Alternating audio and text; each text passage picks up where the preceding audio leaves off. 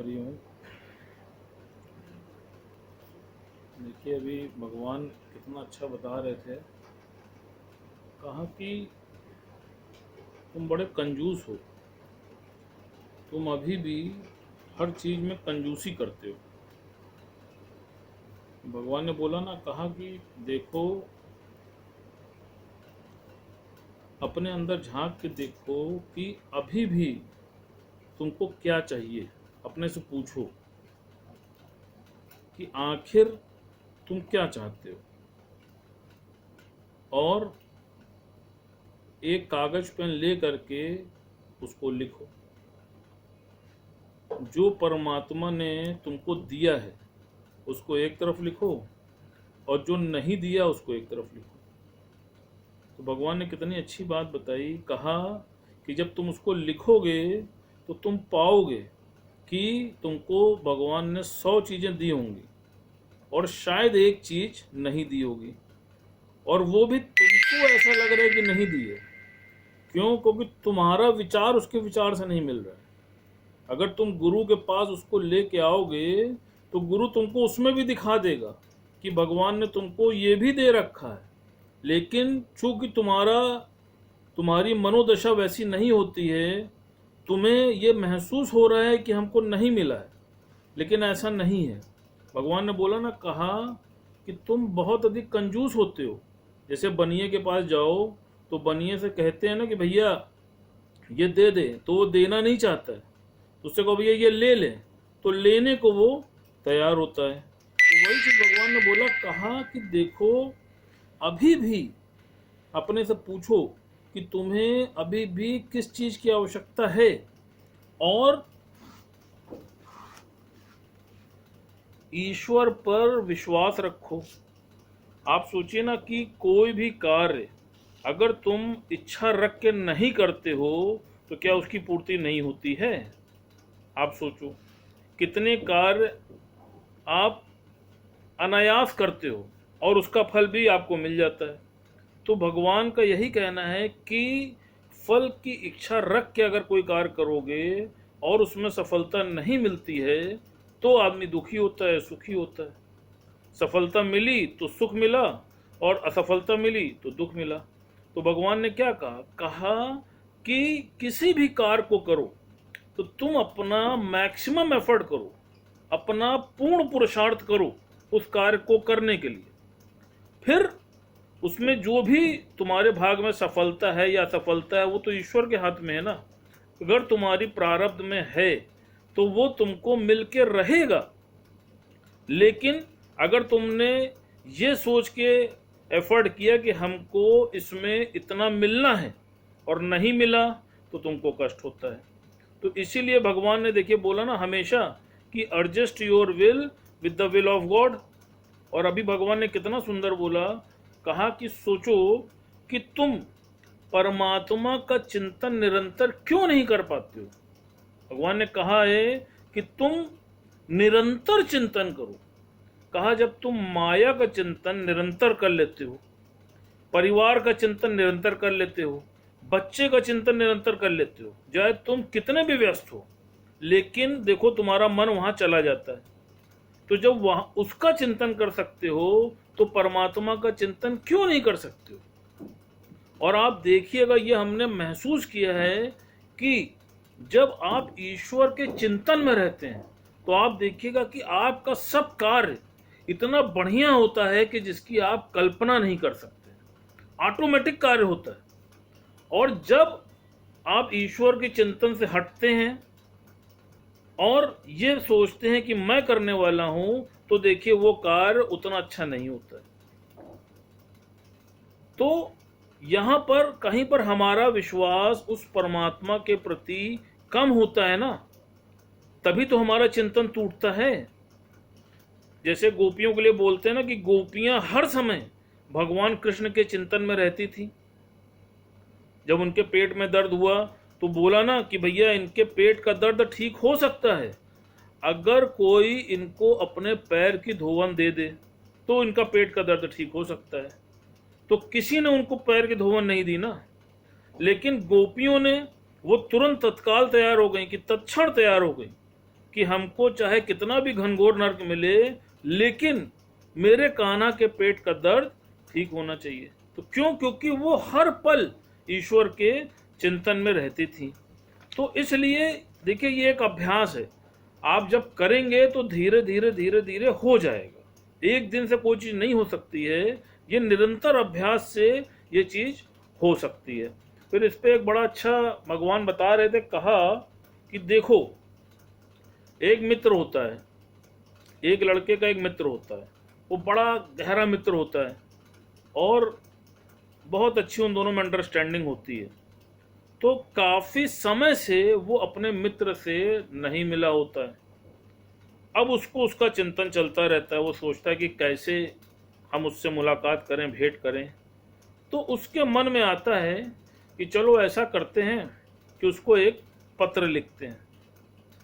तो जब वो उसको पत्र लिखने बैठता है तो वो इतना भाव विभोर हो जाता है उसको पत्र लिखने में कि उसको समय का पता ही नहीं चलता है। अब चूंकि बहुत दिनों के बाद लिख रहा था तो पत्र भी थोड़ा लंबा रहता है। तो पत्र लिखते लिखते उसको 1.5 घंटे बीत जाते हैं और वो उसी में भाव विभोर रहता है। इतने में उसका जो मित्र है जिसको वो पत्र लिख रहा होता है, वो आधे घंटे पहले ही वहां आ जाता है और उसके सामने वो खड़ा रहता है। लेकिन वो इतना भाव विभोर रहता है कि वो अपने मित्र को देख नहीं पाता है। तो जब वो पत्र लिख के खत्म करता है तो उसकी निगाह अपने मित्र पे पड़ती है। तो वो देखता है अपने मित्र को, तो कहता है, अरे तुम कब आए? तो कहा, मैं तो आधे पौन घंटे पहले ही आ गया, लेकिन तुम इतना भाव विभोर होके लिख रहे थे तो मैंने तुमको डिस्टर्ब करना उचित नहीं समझा। तो भगवान ने बोला, इसका सिद्धांत जो बताया, कहा इसी प्रकार तुम भगवान को पाने की इच्छा करते हो तो वो तुमको नहीं मिलता। जिस पल इच्छा को त्यागते हो तो वो मिला पड़ा है। वो तुमसे दूर थोड़ी नहीं है, वो तो तुम्हारे अंग संग है, लेकिन तुम उसको बाहर ढूंढते हो। तो वो बाहर है ही नहीं तो तुमको मिलेगा कहां? तो भगवान ने कितनी अच्छी बात बोली, कहा इसी प्रकार जिस पल तुम अपनी इच्छा को त्यागते हो तो वो तो तुमको मिला पड़ा है। और फिर देखिए, गीता में भगवान कृष्ण ने स्वयं अपने मुख से उनको प्राप्त करने की विधि भी आपको बताई है। क्या बोला है भगवान कृष्ण ने गीता में? स्वयं बोला है कि हे अर्जुन, मेरे इस ज्ञान को जो मेरे प्यारों में बांटता है वो मुझे अतिशय प्रिय है।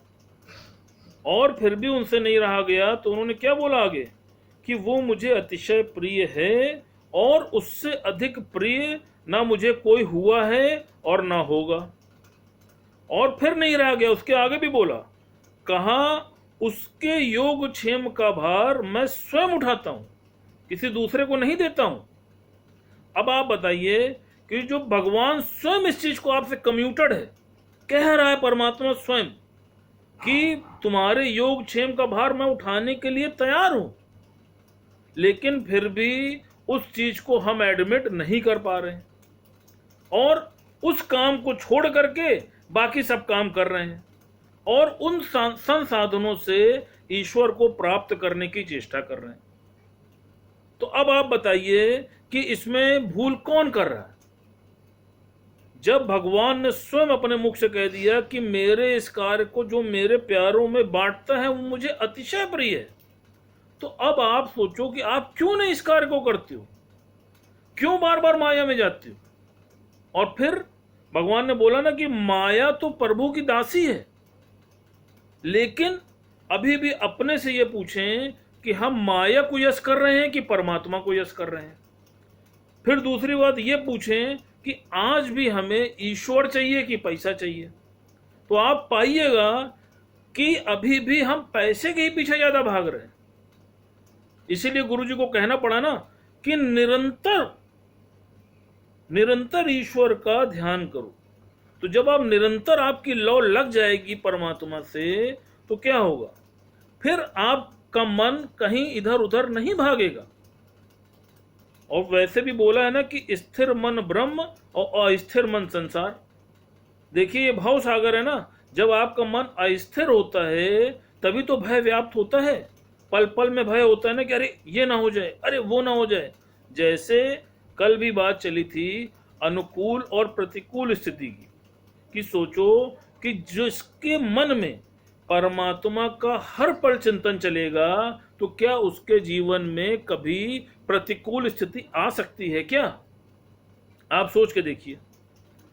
जब हर पल आपके सुमिरन में ईश्वर रहेगा तो आपके पास हमेशा अनुकूल ही स्थिति रहेगी। प्रतिकूल स्थिति आती ही तब है जब हम ईश्वर से विमुख होते हैं।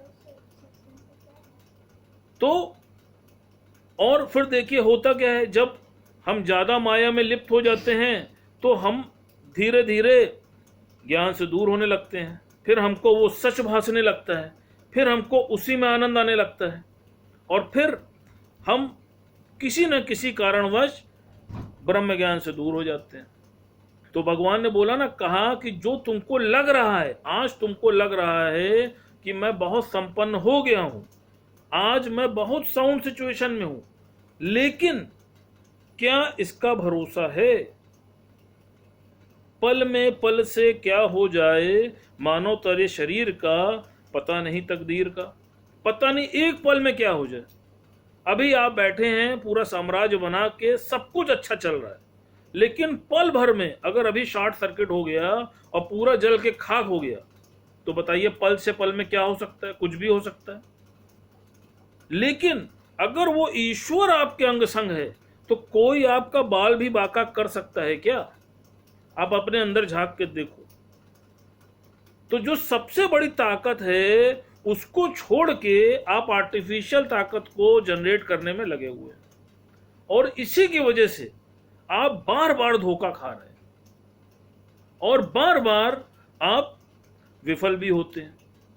तो इसलिए कुछ भी हो जाए, निरंतर हमको ईश्वर के ही चिंतन में रहना है। फिर भगवान एक बड़ा अच्छा देखिए दृष्टांत बता रहे थे इसी पे। कहा कि देखो, वो एक अतिथि का बता रहे थे भगवान। कहा कि एक अतिथि होता है, वो बहुत दूर से अपने एक मित्र से मिलने आता है सफर करके। तो जब वो उससे मिलने आता है तो पहुंचता उसके यहाँ, खटखटाता है।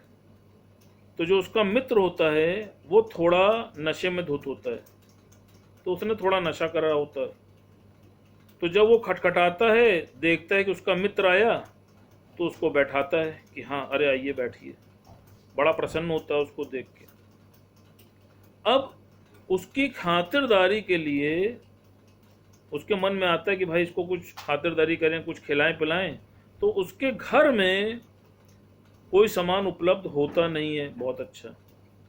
तो वो क्या करता है कि अपने मित्र को बैठा देता है कि आप बैठो और मैं आता हूं बस, और बाहर से उसको गेट लॉक कर देता है।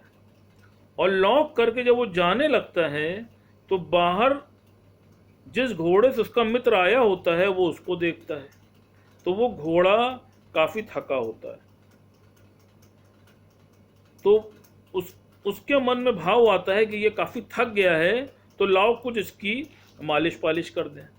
तो वो उसको सहलाने लगता है, उसकी मालिश करने लगता है, और उसकी मालिश पालिश में इतना व्यस्त हो जाता है कि वो अपने उस मित्र को भूल जाता है और उसी की मालिश पालिश में लग जाता है। और ये सब प्रक्रिया करते करते शाम हो जाती है। तो अब जब शाम हो जाती है तो जो उसका नशा है वो भी थोड़ा बहुत कम हो जाता है। तो जब उसका नशा उतरता है तब उसको ध्यान आता है कि अरे हमारा तो मित्र तो अंदर ही रह गया, और मैं किसी कार्य के लिए निकला था और वो तो मैं करना ही भूल गया। तो भगवान ने इसका इतना अच्छा सिद्धांत बताया। कहा कि इसी प्रकार वो जो अतिथि है वो परमात्मा है, वो तुम्हारे घट में विराजमान है, और तुमको प्राप्त उसको करना था, सेवा उसकी करनी थी। तो तुम उसको छोड़ के ये जो तुम्हारा शरीर है ये घोड़ा है। इसलिए देखिए गीता में दिया हुआ है ना कि ये शरीर जो है ये रथ है और ये इंद्रिय जो है ये घोड़े। तो उसने तुम अपने शरीर की मालिश पालिश में लगे रहते हो, और जो अंदर बैठा परमात्मा है तुम उसको भूल जाते हो। और जब तुम उसको भूल गए और तुम तह जीवन सिर्फ अपने ही, देखिए ना जितने भी लोग ज्यादातर हैं वो देखिए सिर्फ अपने ही शरीर को सुंदर बनाने में या उसको आराम देने में ही उनका ज्यादा समय व्यतीत होता है। तो भगवान ने क्या बोला कि तुम अपने वादे को भूल बैठे हो।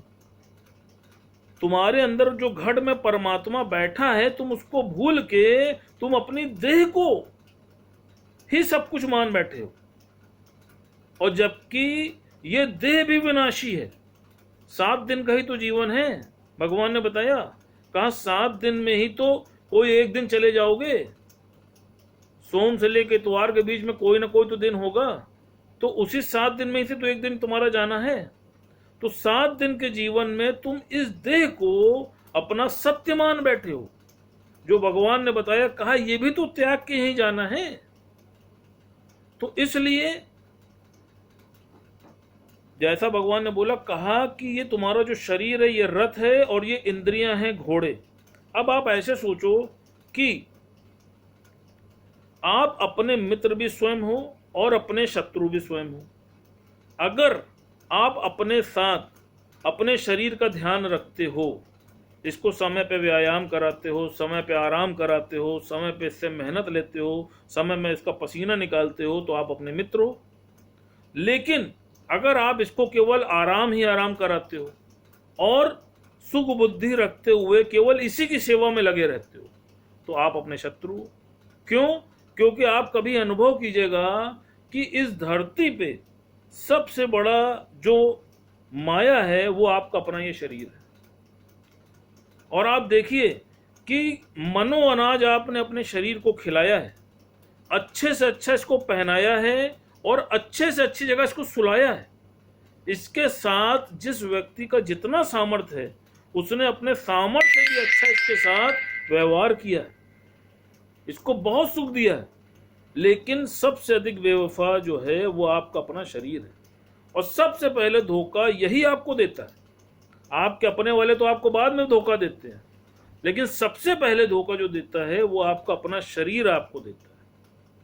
तो इसलिए अभी भी कुछ नहीं बिगड़ा है, अभी भी आपके पास शक्ति है, विवेक है, आप अभी भी जागृत हो जाओ, कुछ नहीं बिगड़ा है। अपने मन को नो करो और गुरु को यश करो। क्यों? क्योंकि मन आपको कभी ये चैन से जीने नहीं देगा, आप समझ लीजिए। और किसी का मन मेहनत करने का नहीं करता है, किसी का मन भागने का नहीं करता है, हर आदमी का मन आराम करने का करता है। और जितना जीवन में आप देखिएगा कि जितने जीवन में कंफर्ट लेवल आपके बढ़ते जाएंगे, उतने ही जीवन में आपकी समस्याएं भी बढ़ती जाएंगी। गुरुजी ने बताया था, कहा कि जितने भोगे भोग उतने भय रोग। जितना तुम भोगते जाओगे एक समय ऐसा आएगा कि तुम इन भोगों को नहीं भोगोगे, ये भोग तुमको भोग जाएंगे। इसलिए अभी भी समय है, जागृत अवस्था में आ जाओ। और फिर इस पे बड़ी अच्छी बात बताई थी, कहा जब तक दौड़ सकते हो तो दौड़ते रहना, चलना मत। और जब तक चल सकते हो तो चलते रहना, बैठना मत। और जब तक बैठ सकते हो तो बैठे रहना, लेटना मत। और लेटना तक जब तुम्हारे आगे लेट लिख जाए। तो देखिए कितनी रमज और समझ गुरु हमको पल पल देता है। और आप इसको आज आजमा लेना है। हमने अपने जीवन में अनुभव किया है कि जैसा गुरुजी ने बताया कि अगर परमात्मा का चिंतन हर पल आपके अंदर चलता रहेगा तो आप देखिएगा आपका शरीर भी ऑटोमेटिक चलता रहेगा, आपका काम भी ऑटोमेटिक चलता रहेगा। किसी प्रकार का कोई तनाव आप देखिएगा आपके अंदर आएगा नहीं, असंभव है, यह आजमाया हुआ। तो आप इसको करके देखो। और जिसने अपने साथ जितनी मेहनत की है वो उतनी ऊंचाई पे चढ़ गया है। तो मेहनत तो अपने साथ देखिए करनी पड़ेगी। धूल लगी है चेहरे पे और पोंछ हम शीशा रहे हैं तो चेहरा साफ नहीं होगा। तो इसलिए मन अपने की करो सफाई और तभी देवेगा प्रीतम दिखाई। हरिओम।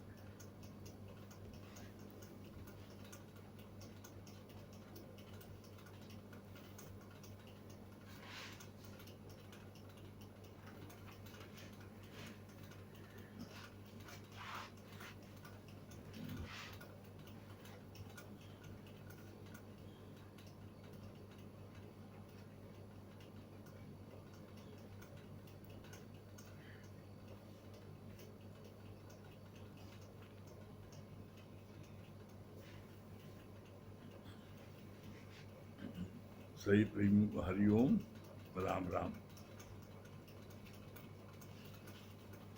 अरे कितना अच्छा बता रहे थे भैया। हम लोगों का 14वें अध्याय का 10 से 18 श्लोक ये चल रहा था। कल जो पढ़ा गया है उसकी 2 लाइन पढ़ते हैं लास्ट की। क्राइस्ट ने केवल 12 शिष्य बनाए, उनमें से भी एक ने लोभ के बस होकर चुगली लगाई कि क्राइस्ट अपने को भगवान बोलता है, जिसके कारण क्राइस्ट को क्रूसीफाई होना पड़ा। कल यहां तक हुआ था। इसके आगे भगवान क्या बोल रहे हैं? गुरु का ज्ञान तो सर्तियां इलाज है सब रोगों का, पर अपने से पूछो कि ज्ञान अंदर गया है? Question mark. कितनी अच्छी बात बोली। गुरु का ज्ञान तो सर्तियां इलाज है ज्ञान, लेकिन आगे बोला क्वेश्चन मार्क है, अपने से पूछो क्या तुम्हारे अंदर गया है? ज्ञान अंदर कब जाता है? ज्ञान अंदर जाता है जब तन मन होवे एक रस, तो सुमरन कहिए सोए। ज्ञान कब जाता है? एकाग्रता कैसी चाहिए ज्ञान सुनने में? बोला जैसे सुई के छेद में आप जो धागा डालते हो तो आपका तन और मन दोनों पूर्णतः एकाग्र होता है। उंगली हाथ हिले नहीं, और बहुत ही सावधानी से आप जब एकाग्रता से छेद में धागा डालते हो तब जाता है धागा, ऐसे नहीं आता। उसको भी गीला करके थूक से उसको बट्टी बना तब डालते हैं। का जब इतनी एकाग्रता आपकी होगी तब ज्ञान अंदर जाएगा। दूसरा उदाहरण दिया, जैसे एक शीशी से दूसरे शीशी में तेल आप डालते हो, इसको बोलते हैं तेल धाराव्रत। तेल धाराव्रत की जगह पानी धाराव्रत बोल सकते थे। पानी धाराव्रत इसलिए बोलते, पानी को एक बोतल से दूसरी बोतल में डालो तो पानी की धारा नहीं बनती है, पानी जो है छिन्न भिन्न होता है, और तेल में धारा बनती है। तो बोला जैसे जीव का मन हमेशा घड़ी के पेंडेंट हमेशा इसे हिलता रहता है, कभी भविष्य की बात सोचेगा, कभी पास्ट की बात सोचेगा, आज की बात सोचेगा नहीं। तो बोला इसी तरीके से जब एक शीशी से दूसरे शीशी में आप तेल डालते हो तो जो तन और मन की एकाग्रता होती है तब जो तेल उसमें जाता है। इसके लिए ये बोला गया ब्रह्म ज्ञान अगर एक बूंद भी आपके अंदर चला जाए तो मस्त कर दिन रहे। ब्रह्म ज्ञान की एक बूंद मस्त करे दिन रहे, अंदर जाए तब जो आपको मस्त करेगी। तो एक क्वेश्चन पूछा कि अंदर गई एक बूंद। फिर आगे बोला लोगों की मान्यता है कि गिरे कपड़े वाले ही सन्यासी हैं, साधु हैं, पर राम ने कृष्ण ने गिरे वस्त्र धारण नहीं किए। उनके जमाने में जैसे वस्त्रों का प्रचलन था वैसे ही वस्त्र उन्होंने धारण किए। यहाँ पर सत्संग में गुरु पहनता ओढ़ता है तो सब बोलते हैं, यहाँ सादगी नहीं है। गुरु जी का यहाँ पर एक बहुत ही साधारण सा फॉर्मूला क्या है? आपके पास जैसा कपड़ा है, जो कपड़ा है आपको जिसमें आराम मिलता है वो पहनो। यहाँ पर ऐसा नहीं है कि गेरुआ वस्त्र पहनो, पीला पहनो, ऐसा कोई कंपल्सरी नियम नहीं है। जो आपको अच्छा लगता पहनो। इसके लिए भगवान ने बोला, लेकिन लोगों की एक मान्यता धारणा है कि जो गेरुआ पहनते हैं वही साधु संत हैं। भगवान ने कहा ऐसा नहीं। गुरु नानक आए, उस समय जैसा वस्त्र पहना उससे पहना उन्होंने। राम आए, कृष्ण आए, हर अपने अपने समय में आए और सबने जैसा प्रचलन था वस्त्र को पहना। उन्होंने गेरुआ पीला वस्त्र नहीं पहना। तो यहाँ वस्त्र पहनने से, खाने से, पीने से कोई मतलब नहीं है। ब्रह्म ज्ञान का मतलब है कि आप ब्रह्म ज्ञान को अपने अंदर ले जाओ। वस्त्र कैसा पहनते हो, खाना क्या खाते हो, इससे कोई मतलब नहीं है, और ज्ञान से कोई मतलब भी नहीं है। अगर आप ये कहो कि इसमें जो है फलाई चीज नहीं खाओ, तो बोला भगवान ने, विवेकानंद बोला, उनसे बोला, विवेकानंद जब फॉरेन गए तो वहाँ पर जो है उनको मांस मदिरा भी खानी पड़ी। तो उन्होंने बोला कि भाई कैसे खाए, तो उनका भैया तुम्हारी खिचड़ी बना तुम खा ले। तो ऐसा जैसी परिस्थिति है उसके अनुसार आप जो करते हो तो उसमें हर्ज नहीं है। ज्ञान से इससे कोई ताल्लुक नहीं कि अगर आप पीला वस्त्र पहनोगे, गेरुआ वस्त्र पहनोगे तो ज्ञान आपको लग जाएगा, ऐसा नहीं है। आप सहज सरल रहो, आप अपना मन ज्ञान में लगाओ तो ज्ञान आपको लगेगा। फिर बोला, एक औरत विधवा होती है तो उसका पहनने का, ओढ़ने का अधिकार जमाना छीन लेता है, पर गुरु हमें नॉर्मल रहना सिखाता है कि जैसे वस्त्र, जैसा खाना, जैसा घर तुम्हारे पास है उसमें ही खुश रहो। अब देखो, किसी का पति मर जाता है औरत का, तो उसके लिए सारी चीज वर्जित हो जाती है। रंगीन साड़ी नहीं पहन सकते, बिंदिया नहीं लगा सकते, सिंदूर नहीं भर सकते, सादी साड़ी वाइट पहनो, एकदम बिल्कुल से रहो। तो बोला, भगवान ने कहा नहीं भाई, अगर पत्नी मर जाती है तो पति में कोई चेंज होता है क्या? ये कौन सा जमाना है, ये कौन सा तरीका है कि पति का शरीर शांत हुआ तो उसकी सजा जो है औरतों को मिले? ये कहाँ जमाना है? अरे पहले तो, अब तो चेंज हो गया, कानून बन गया। पहले तो होता था पति मरा तो इसको जो है, इसको भी उसमें जलना है साथ में, और जो नहीं जलती तो जबरदस्ती अग्नि में डाला जाता था, नहीं तुम भी जाओ। कहाँ तरीका भी, अन्याय नहीं है। और इसीलिए जो है, इसीलिए सीता माँ को कहना पड़ा, अग्नि परीक्षा भी दिया उन्होंने, उसके बाद भी वो धोबिया कहने से भगवान ने उसको निकाल दिया है। धोबी कहने से, और कैसे गर्भवती अवस्था में उसको निकाल दिया। तो अंत में सीता ने क्या बोला कि मैं परीक्षा देते देते थक गई हूं, यहाँ भारत में औरतों की कोई इज्जत नहीं है, हे धरती माँ अब तुम उसको अपनी गोद में ले लो। तो राम ने क्या है, राम ने अपनी वो राजा का वो दिखाते हुए, उन्होंने प्रजा सब खुश रहे। अरे प्रजा खुश रहे, जब आपने एक बार अग्नि परीक्षा ले ली तो आप धोबी कहने से निकाल दोगे?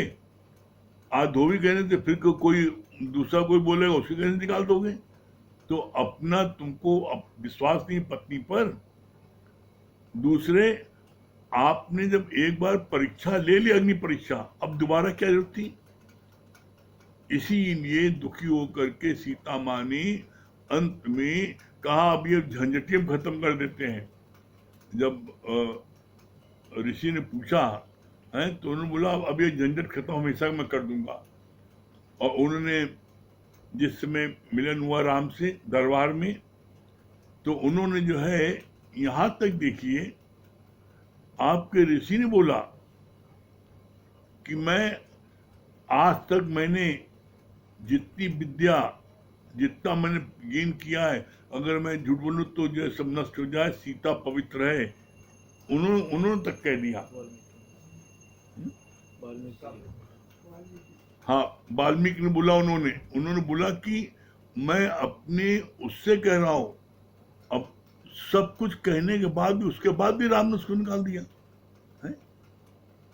तब सीता माँ को दुखी होकर बोलना पड़ा कि भारत में महिलाओं की कदर नहीं है, और ये धरती माँ आप मुझको अपनी गोद में ले लो। और जब धरती माँ अपनी गोद में ले लिया तो राम तड़पते रहे ना। अरे जब तुम दूसरे कहने पे चलोगे तो तड़पोगे ही। और इसीलिए आप देख लीजिए, सारी जिंदगी राम रोते रहे, सारी जिंदगी। तो मर्यादा जो है ना, मर्यादा दिखाने के चक्कर में वो सारी जिंदगी रोते रहे, कभी खुशी नहीं रहे। और उसकी जगह भगवान कृष्ण के लिए बोला गया है ये पूर्ण अवतार। भगवान कृष्ण जो है बोला ये 16 कलाओं के वो, और राम के लिए बोला गया 14 कलाओं के। भगवान कृष्ण जो है जीवन में कभी नहीं रोए, वो हमेशा मुस्कुराते रहे, चाहे कितनी कठिन समस्या कोई हो, चाहे कितना कोई अपना लेके आता था।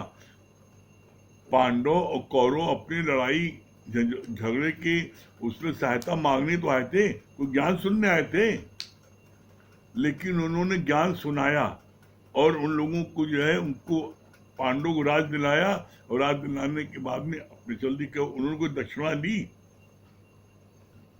तो यहाँ पर यह है कृष्ण का ज्ञान।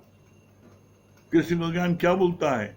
कृष्ण का ज्ञान ये बोलता है कि आप किसी के ऊपर जास्ती करो नहीं, और उसी तरह जास्ती सहो भी नहीं। कृष्ण का ज्ञान क्या बोलता है कि यहाँ पर जो है आप किसी के ऊपर जो है आप अटैक करो नहीं, लेकिन कोई आप अटैक करे उसका जवाब दो। पहल नहीं होनी चाहिए तुम्हारी तरफ से। कृष्ण जो है बोला, कृष्ण ऑलराउंडर थे, इसलिए हमारा ये गीता ज्ञान जो है ऑलराउंडर है। और इसीलिए कहा जाता है गीता सर्वशास्त्रमयी गीता, सर्वशास्त्र में गीता। और इसीलिए आप देखो, ये बात हम अपने जीवन के अनुभव से कह रहे हैं। दुनिया का सारे शास्त्र पढ़ लो, उसके बाद भी जब आपके ऊपर कोई विपरीत परिस्थिति आती है तो आप उस विपरीत परिस्थिति में डामाडोल हो जाते हो, विचलित हो जाते हो, परेशान हो जाते हो। लेकिन जो गीता ज्ञान सुनता है वो किसी भी परिस्थिति में परेशान नहीं होता, वो हर परिस्थिति का डट के मुकाबला करता है। भगवान कहते हैं कोई परिस्थिति है उसका डट के मुकाबला करो, और मुकाबला करोगे तो परिस्थिति जो है क्या होगा, अपने आप भागेगी। तो इसलिए गीता ज्ञान जो है क्या है, सर्वश्रेष्ठ है। फिर आगे बोला, गुरु हमें जीने की कला सिखा देता है। रजोगुण यानी लोभ की प्रवृत्ति खत्म होकर सत्वगुण बढ़ाता है। गुरु जी क्या बोलते हैं, ये जो आपकी जो इसमें रजोगुण क्या है, रजोगुण में लोभ होता है ये कर लें ये कर लें। तो बोला इससे हटाकर के हमको सत्वगुण कब लाता है कि नहीं, ये जो है रजोगुण से सत्वगुण में आना है। इसकी प्रोसेस क्या है, तमो रजो सत्तो, ये 3 है।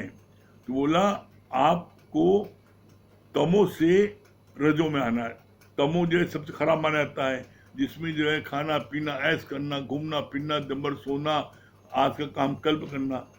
तो बोला आप तमोगुण से सीधे रजोगुण में, तमोगुण सत्वगुण में नहीं आ सकते, ये सीढ़ी है। तमोगुण को छोड़ने के लिए रजोगुण में आ पाओ।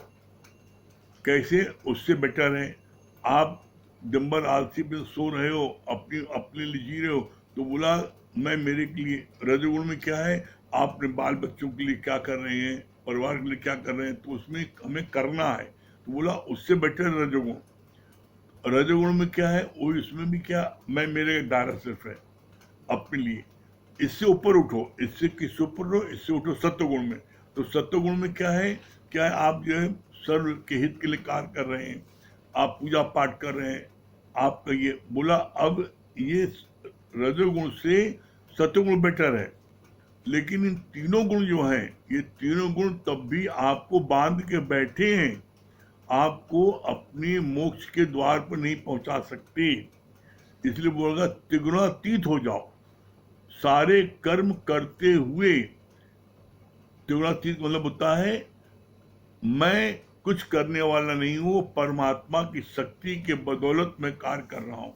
और त्रिगुणातीत होने का मतलब क्या होता है? कर्म सब करने हैं, लेकिन ये जानना है ये भगवान की शक्ति से कर्म हो रहा है, मैं करने वाला नहीं हूँ। और किसके लिए बोला? इसके लिए सर्व के हित के लिए आप कार्य करोगे तो वो कार्य जो है, वो आपके कार्य जो बोलते हैं वो त्रिगुणातीत हो गया, मतलब वो उसमें आपको मुक्ति प्राप्त हो सकती है। फिर आगे बोला,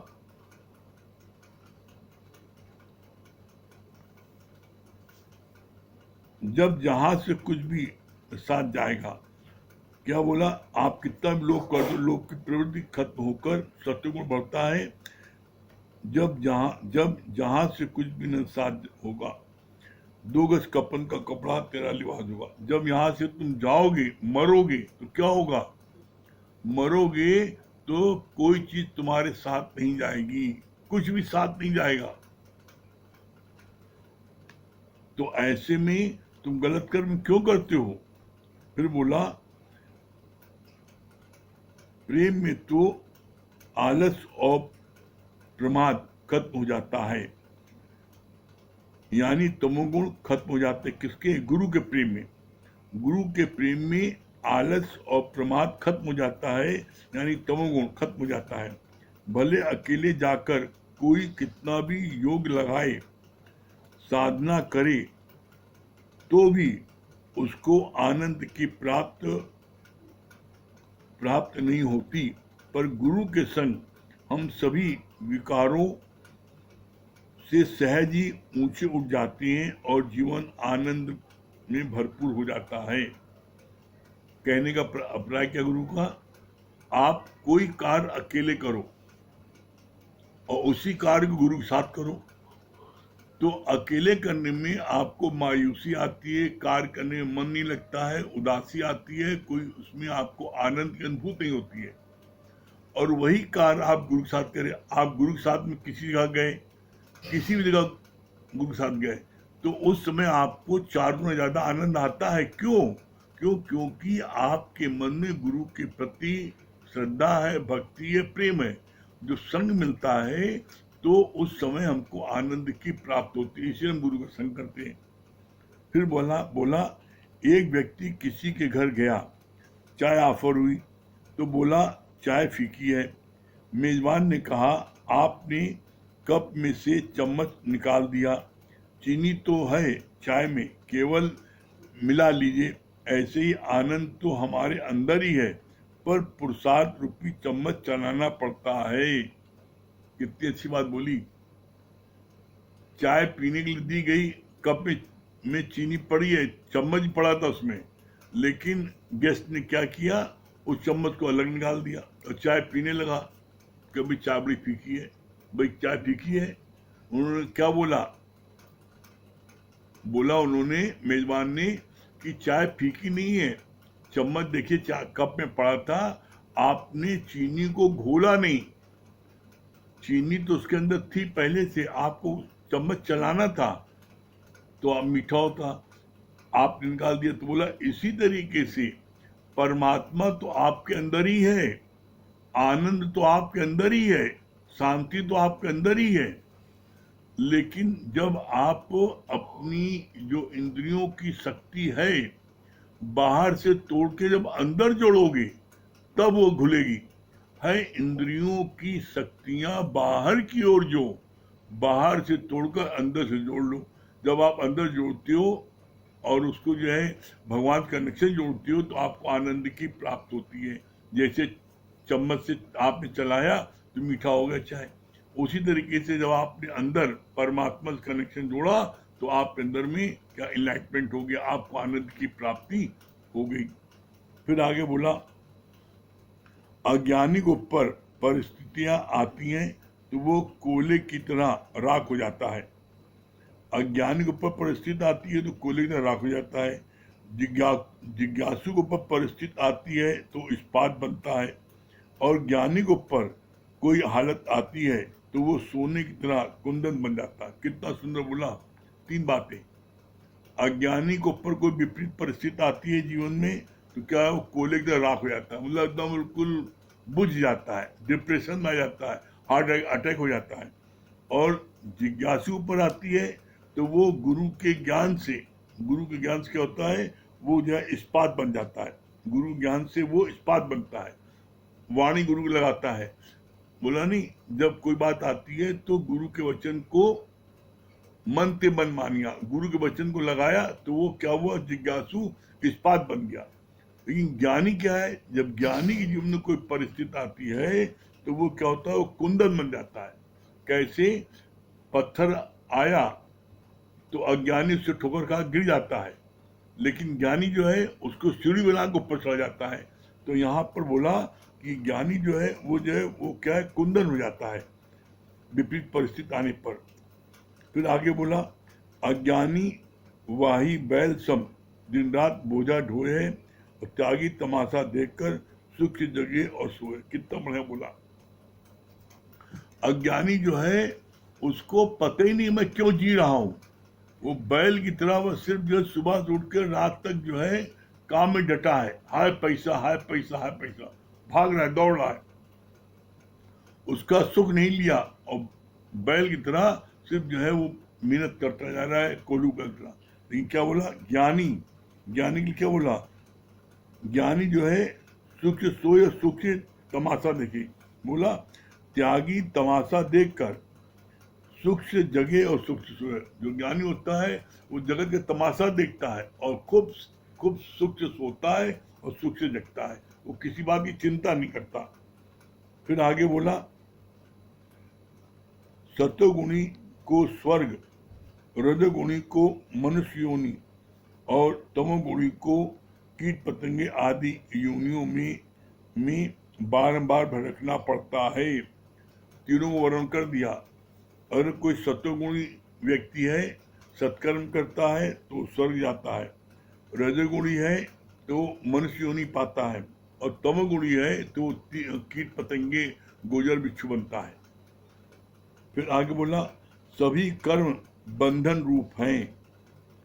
अब आगे क्लियर कर दिया, सभी कर्म बंधन रूप हैं। सत्वगुण स्वर्ग के सुखों में बांधता है, सत्वगुण में होता है स्वर्ग के सुख, सारी इंद्रियों को उसको सुख मिलता है। तो तमोगुण नरक रूपी बेड़ियों में बांधता है। सतो स्वर्ग के सुख, इंद्रियों को सुख दिलाता है, और तमो जो है वो क्या है, वो नरक की रूपी बेड़ियों में बांधता है। इसलिए गुरु हमें आज ही मोक्ष का निश्चय करने को कहता है। आज ही मोक्ष, आज ही गुरु जी क्या बोलता है, इसलिए गुरु हमें आज ही मोक्ष का निश्चय करने को कहता है।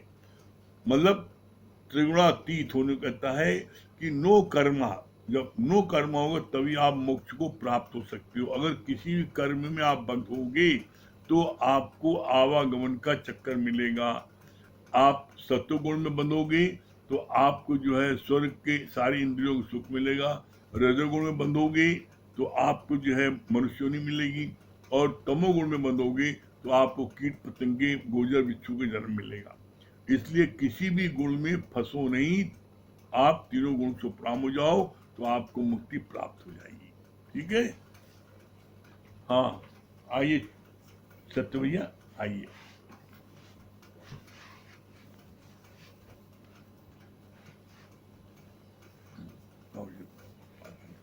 ओके,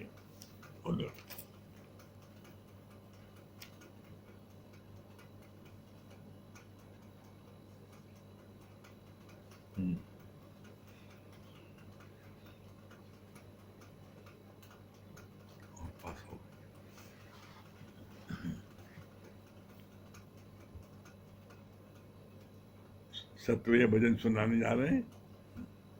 भला किसी का कर न सको तो बुरा किसी का मत करना, पुष्प नहीं बन सकते हो तो कांटे बन कर मत रहना। भला किसी का कर न सको तो बुरा किसी का मत करना, पुष्प नहीं बन सकते हो तो कांटे बन कर मत रहना। बन न सको भगवान अगर तुम कम से कम इंसान बनो, नहीं कभी शैतान बनो। तुम नहीं कभी हैवान बनो। बन न सको भगवान अगर तुम कम से कम इंसान बनो। नहीं कभी शैतान बनो तुम, नहीं कभी हैवान बनो। सदाचार अपना सको तो कांटों में पग मत रखना। पुष्प नहीं बन सकते हो तो कांटे बन कर मत रहना। भला किसी का मत न सको तो बुरा किसी का मत करना।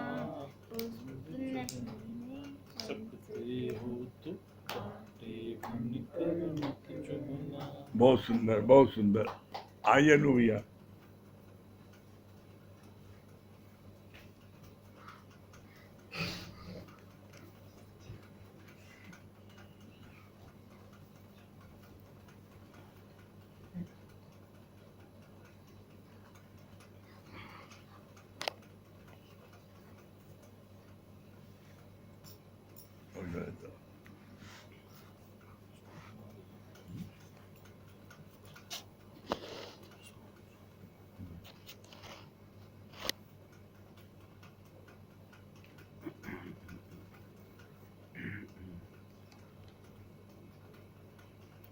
हर युग में तू प्रकट हुआ है, लेकर एक अवतार। इस युग में आया लेकर तू सतगुरु का अवतार।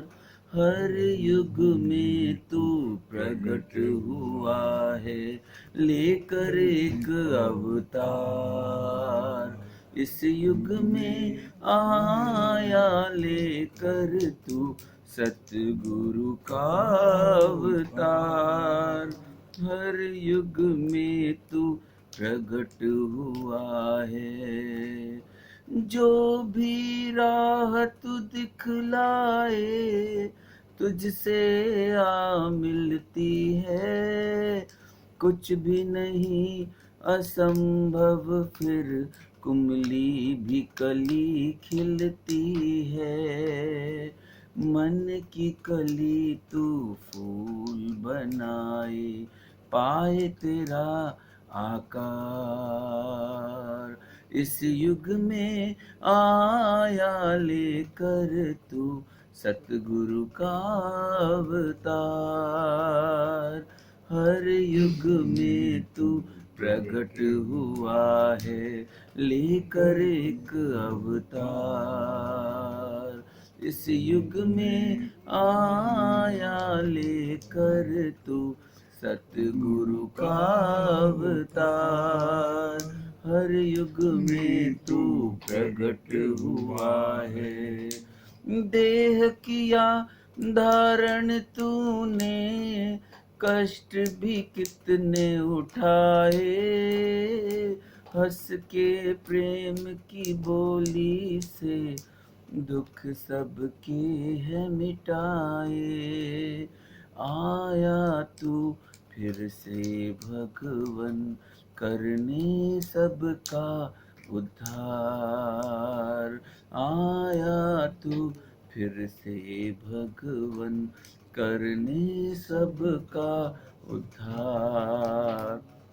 इस युग में आया लेकर तू सतगुरु का अवतार।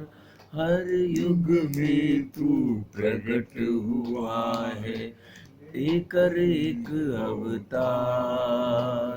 इस युग में आया लेकर तू सतगुरु का अवतार।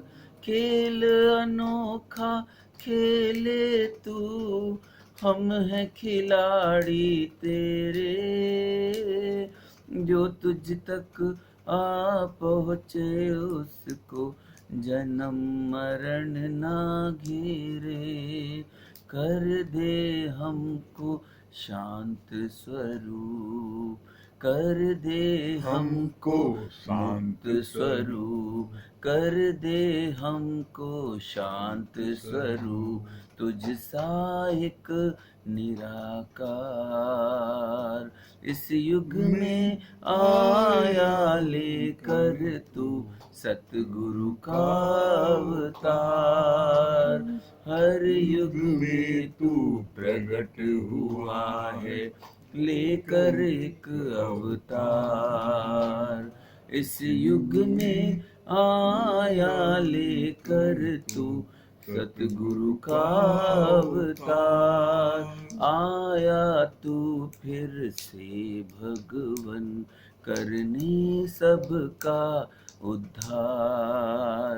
इस युग में आया लेकर तू सतगुरु का अवतार, हर युग में तू प्रकट हुआ है, हर युग में तू प्रकट हुआ है।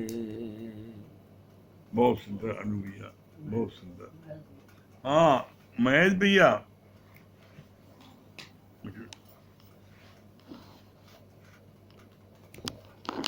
महेश भैया क्या बोल रहे हैं? हरिओम गुरु जी। हाँ हरिओम। अरे आज तो अमित भैया हरिओम, बल्लू भैया हरिओम। हरिओम प्रभु। बहुत बहुत अच्छा आज बताया भैया ने, अमित भैया ने बहुत हमें सीख करी गुरु जी कि शरीर जो धारण किया हुआ है वो अपनी सामर्थ्य के अनुसार सब इसकी खूब सेवा करता है। जितना जिसकी सामर्थ्य रहती है उतना पहनाता है, खिलाता है, सुलाता है, अच्छे से अच्छा करता है। लेकिन ये इतना बेवफा है कि एक दिन साथ दगा दे ही जाता है।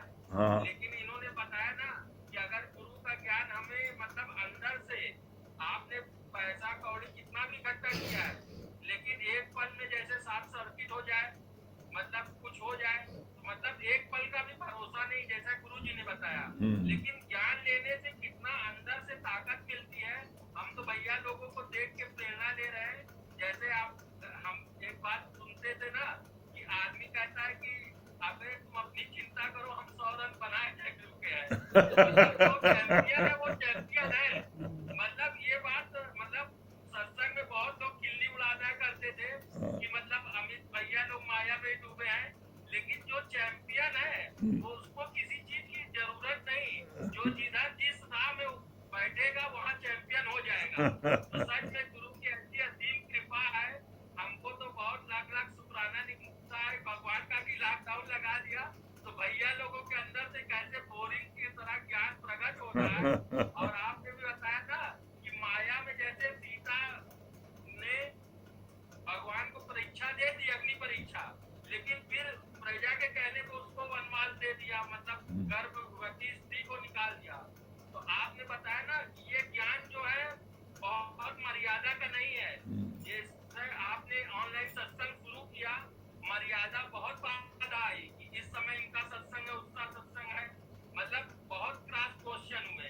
लेकिन जैसे हम आपने परम मनमानी हो के इस ज्ञान को सबको लेके आगे बढ़े, तो आज गुरु जी की कृपा से कितना सब नौनिहाल हो रहे हैं।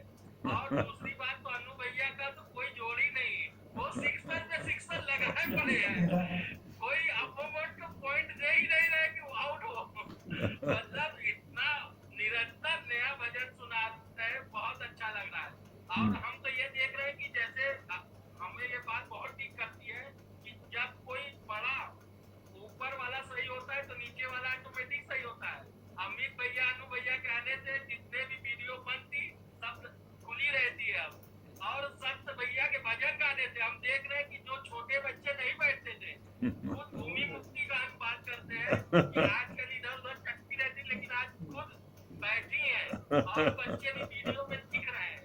तो सच में जब ऊपर सही होता है तो नीचे ऑटोमेटिक उसका असर दिखता है। सच में बहुत बहुत शुक्राने गुरु जी, आपकी बहुत कृपा है। शुक्राने हम तो ये देख रहे हैं चमत्कार। इधर मैडम की तबीयत भी थोड़ी अस्वस्थ थी, लेकिन आज की कृपा से सब बहुत अच्छा हो गया। बहुत बहुत शुक्राने। हाँ आज बहुत अच्छा लग रहा है। संगीता रानी दिखाई पड़ रही है। हाँ वेलकम है संगीता रानी, क्या बता रही हो? बहुत अच्छी बात लगी कि युवतियों की शक्तियाँ बाहर की ओर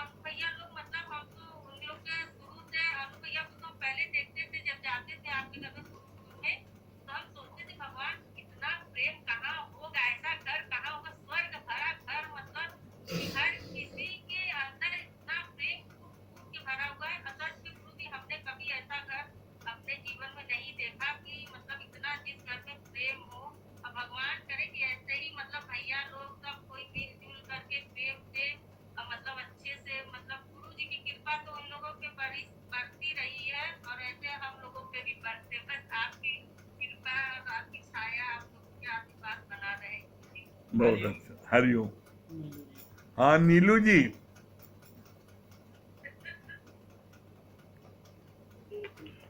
हरिओम गुरुजी। हाँ हरिओम नीलू जी, क्या बता रही हैं?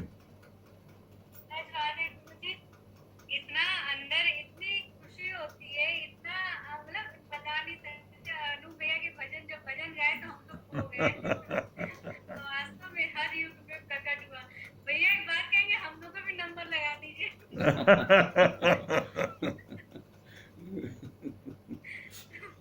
नहीं, बहुत अच्छा भजन, मतलब बता नहीं सकते। एक एक जो है भजन ढूंढ ढूंढ के ले आते हैं और बहुत सुंदर। सत्य भैया ने इतना सुंदर भजन गाया, आप तो क्या लगे थे। वास्तव में सत्य चित्त आनंद, वही सत्य तो है जो चित्त में है और हर पल आनंद में है। तो मतलब साक्षात हम भगवान के मंदिर में एंट्री करते हैं जब आपके घर में जाते हैं। सच बात है गुरुजी, हर एक भैया लोग, भाभी हैं, बच्चे, सबके अंदर इतना प्यार, इतनी करुणा, इतना मत बताने, मन एकदम भीग जाता है, डूब जाता है। चलिए समय हो रहा है, हैं? समय हो रहा है, ओम किताब कर ले, हैं? जी।